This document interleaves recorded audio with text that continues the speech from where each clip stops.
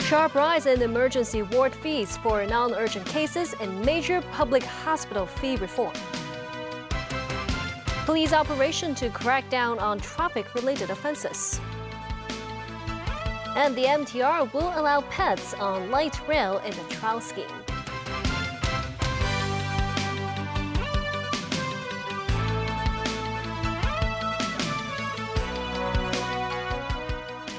Good evening, and thank you for joining us. The government has released details about reform plans for healthcare charges, which are set to see fee adjustments for accident and emergency wards and other medical services. To ease financial burdens on patients with chronic illnesses, the government will introduce a cap on some charges with fee waiver mechanisms. The fee revamp will be implemented in phases over 5 years, starting January 1st, 2026 at the earliest. The latest details about the fee reform were unveiled by Secretary for Health Professor Lo Chong-mao and Tony Ko, Chief Executive of the Hospital Authority, at noon today. Among them, the Accident and Emergency Department will be charged according to 2 tiers depending on the patient's condition. Critical and emergency cases will be treated free of charge, while the rest will be charged $400, more than double the current fee. The cost of general outpatient clinics is set to rise from $50 inclusive of medicine to $150 per visit. Patients will pay an additional $5 per drug prescribed, with no more than 4 weeks' worth of drugs dispensed each time. For specialist outpatient clinics, rates for the first consultation and follow-up session will be $250 and a fee of $20 for each type of drug, with the period of prescription maximized at 4 weeks. As for CT scans, MRI, and pathology tests, they will be charged a maximum of $500, while ultrasound examinations will cost $50. The fees are waived for emergency cases. Increased service fees too at geriatric day hospitals for the elderly and general community nursing services, while psychiatric day hospitals will offer free services. The government will put in place an annual fee cap of $10,000 per patient, excluding self-financed drugs, to help about 70,000 patients with chronic or severe diseases. The government estimates the fee revamp will generate an additional income of $3 billion per year. This is to provide another protection for all Hong Kong citizens who may or may not be eligible to apply for medical waivers, but we will assure them that under this public subsidization reform, they would not be required to pay an amount that is unaffordable. Past experience showed that after this kind of fee structures reviews, a certain percentage of patients, in particular the category 4 and 5 patients, they are more inclined to see alternative methods of care. This is very important because this enables us to have more capability to reserve our manpower resources to take care of the patients who really need emergency, accidents, and urgent care. The government said the fee reviews will be undertaken again in 2028 and 2030. The government also relaxed requirements for people to be part of the medical waiver application system amid the public healthcare service reform. Authorities expect the number of beneficiaries will increase from 300,000 to 1.4 million. Mimo Sengai reports. Part of the medical service reform will enable more residents to receive subsidies. The government will expand 2 safety nets, including the relaxation of income and asset limits. For families of 2 or more, the threshold is raised from 75% to 100% of median monthly income. For single people, the income limit will be relaxed to 150%. Authorities will also extend the medical waiver period for low-income households from the current 12 months to 18 months. In response to the measures, the Society for Community Organizations said the government should review if there is adequate frontline manpower to handle the extra medical waiver applications. News 9, TVB News. The MTR announced it will allow dogs and cats to travel with their owners on the light rail during weekends starting in May. In a 2-month trial scheme for Saturdays and Sundays, pet owners will need to put their cats or dogs in pet bags with size restrictions. The longest side of the bag cannot exceed 130 centimeters, and the total height, width, and length cannot exceed 170 centimeters. Passengers with pets can only get on and off the train at the last door of each carriage. Only 1 pet is allowed, and owners will need to buy a monthly pass at a cost of $99. Chair's Lee Yunling, the MTR's chief of operating and metro segment, said the company will see if there will be any unforeseen situations and will assess safety issues. The trial period could potentially be lengthened or expanded to the heavy rail. Police have launched an operation to tackle traffic-related offenses, including jaywalking and speeding. This comes after authorities recorded a rise in fatal traffic accidents in the first quarter of this year. Mu綫新聞 reports.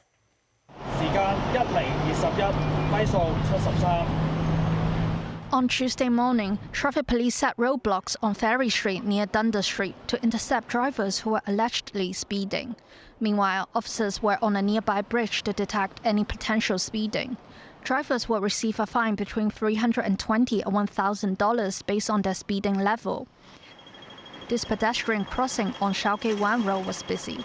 Meanwhile, two police officers were standing opposite the road, ready to catch jaywalkers. This man was caught by a plainclothes police officer after he was spotted crossing the road diagonally.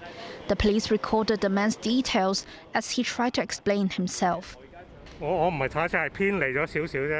Despite his efforts, the officer said he would receive a summons and his fine would be decided by the court, with the highest being $2,000.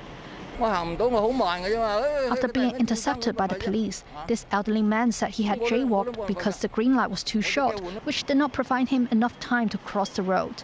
Police earlier said that they would conduct a high-profile operation to tackle activities such as speeding, jaywalking, and inattentive driving. News 9, TVB News.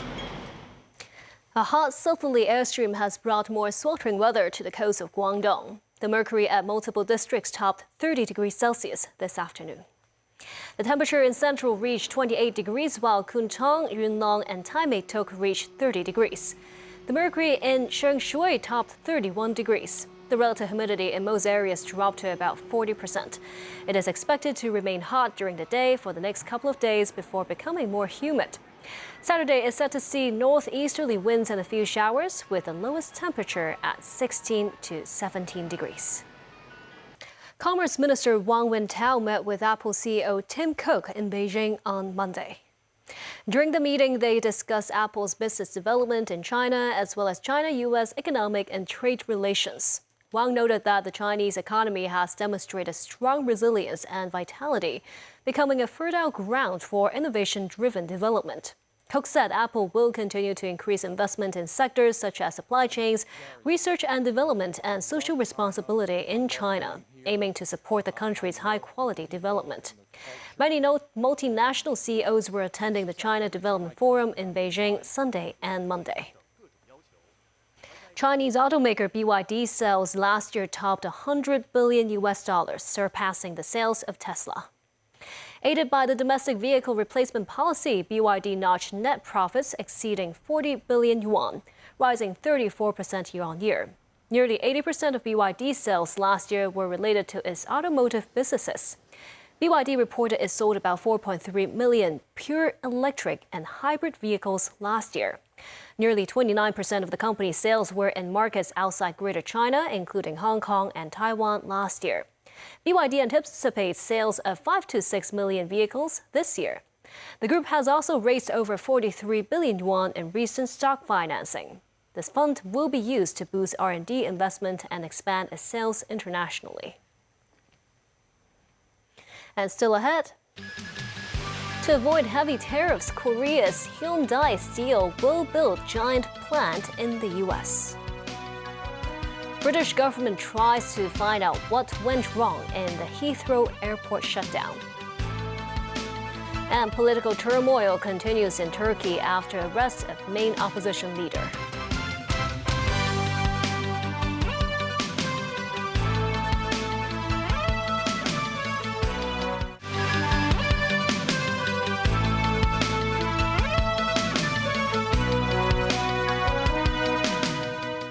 Welcome back. South Korea's corporate giant Hyundai Steel has announced a significant investment in the United States, establishing a state-of-the-art steel mill that will create more than 1,400 jobs. The nearly $6 billion integrated steel mill will focus on the production of steel plates for the automotive industry. U.S. President Donald Trump threatened to impose reciprocal tariffs on numerous countries on April the 2nd. Tariffs could be avoided if companies move their manufacturing to the U.S. Tracy Furness has more. U.S. President Donald Trump celebrated a $5.8 billion steel production facility coming to Louisiana with state leaders at the White House on Monday. Today, we're delighted to report that Hyundai is announcing a major $5.8 billion investment in American manufacturing. In particular, Hyundai will be building a brand new steel plant in Louisiana, which will produce more than 2.7 million metric tons of steel a year, creating more than 1,400 jobs for American steelworkers, and then there'll be major expansion after that. This will be Hyundai's first ever steel mill in the United States, one of the largest companies in the world, by the way, supplying steel for its auto parts and auto plants in Alabama and Georgia, which will soon produce more than 1 million American-made cars every single year. Hyundai's executive chairman told the president they were proud to build the future together, inviting Trump to visit one of their state-of-the-art manufacturing facilities. With your leadership, Mr. President, Hyundai Motor Group is proud to be a stronger partner in America's industrial future. I'd like to personally invite you to visit one of our state-of-the-art manufacturing facility and see firsthand our commitment to the United States and our American workers. The announcement comes as Trump threatens to impose reciprocal tariffs on April 2nd, potentially targeting South Korea, which has a large trade surplus with the United States. Trump said countries can avoid levies if they lower their tariffs or move manufacturing to the U.S. Hyundai Steel is actively pursuing a joint investment initiative with Hyundai Motor Group to ensure stable capital deployment and reinforce the competitiveness of its U.S. business. Tracy Furness, TVB News. Airlines could take legal action against London's Heathrow Airport after last week's sudden shutdown. The UK government have ordered several departments to investigate. David Garrett reports.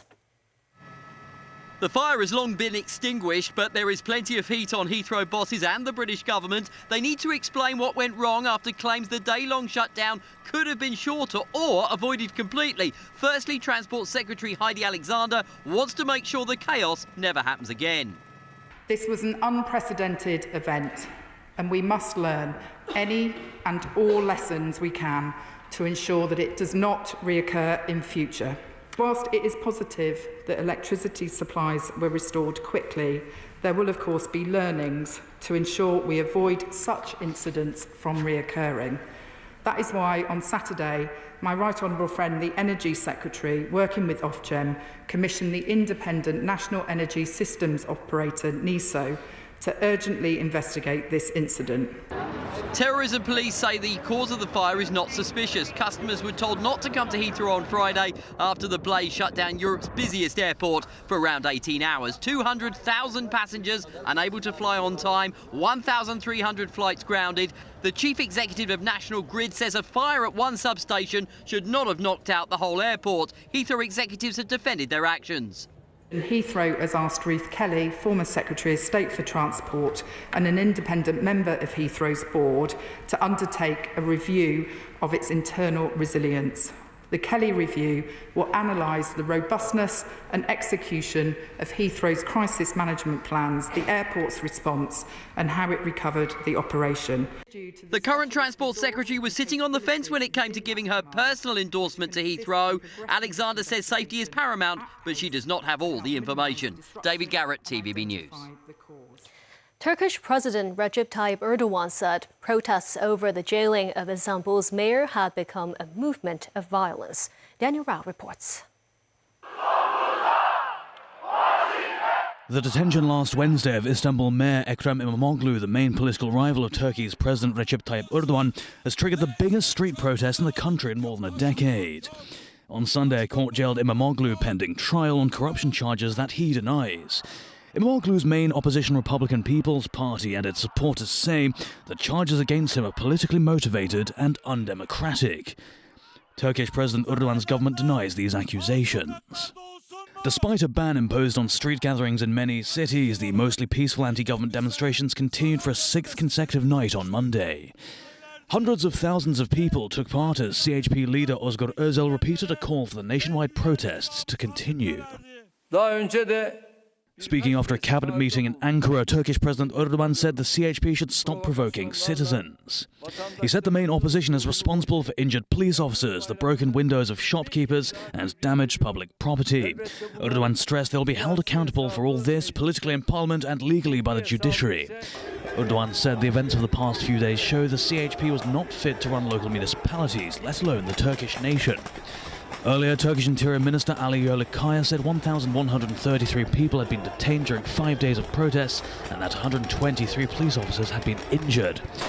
A CHP delegation met Istanbul's governor to discuss the police crackdown on the protesters. The party's Istanbul head Özgür Çelik said police intervention on Sunday night had been the most violent so far, with many people being hospitalized. Rights groups and European countries have said Imamoglu's arrest marked democratic backsliding.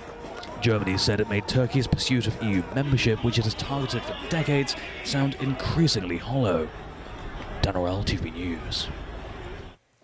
Back locally, sports associations are gradually holding selection trials and technical tests to find athletes to represent Hong Kong at the 15th National Games.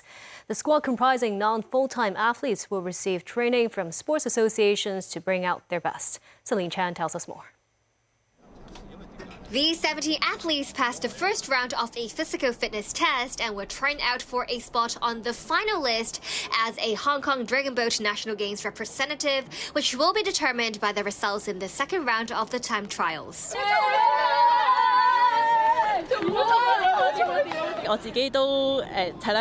Ms. Wang earned herself a place in the team and said the National Games is a once-in-a-lifetime experience because her chances of joining an event of this scale would slim down as her stamina will drop as she ages. Some athletes who joined the selection process belong to the city's representative team, but they still meet the selection criteria for participating in the event as they are not full-time athletes. Mr. Chirk is glad that he made it to the National Games finals, adding that it is rare to compete on his doorstep, given the upcoming National Games will be co-hosted by the Greater Bay Area. The winners will have to undergo training organized by the Hong Kong China Dragon Boat Association, which will be held around 2 to 3 times per week to bring out their A game. Vice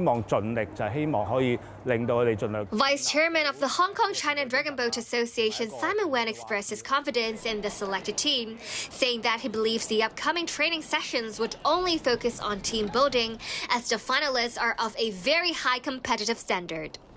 All athletes who secured a spot in the finals will be presented with e-certificates of participation, while the top 3 winners of each sport will be awarded medals. The 15th National Games will be co-hosted by Guangdong, Hong Kong and Macau, and as one of the hosts, Hong Kong's delegation will be exempted from the preliminary rounds and granted direct entry to the finals of the mass participation events. Celine Chan, TVB News. Major policy directions for the mainland and Hong Kong were discussed at the 2 sessions meetings that recently concluded in Beijing.